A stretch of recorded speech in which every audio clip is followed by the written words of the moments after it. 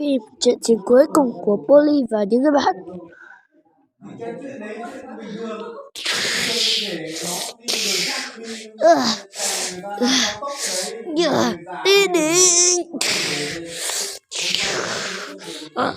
Không có suy nghĩ gì đâu. Cú đạn sập chớp.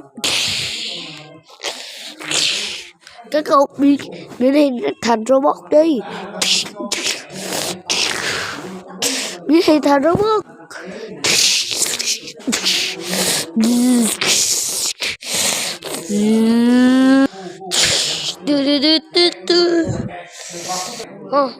Đúng là đàn nhái con đã biến hình rồi thì ta sẽ thể hiện sức mạnh của ta luôn. Đưa chốt.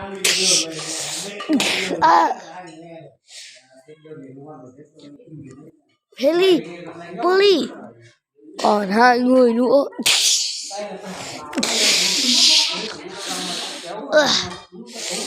Polly, làm sao bây giờ? Tôi nhớ chỉ huy có nói hãy biến hình kết hợp với nhau. Bây giờ chúng ta phải kết hợp với nhau.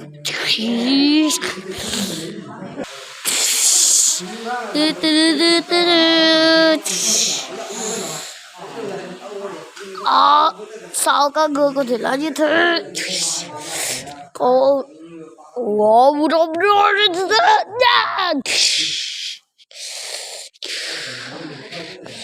Còn non còn xanh lắm. Sao các người lại trở nên mạnh bất thường như thế?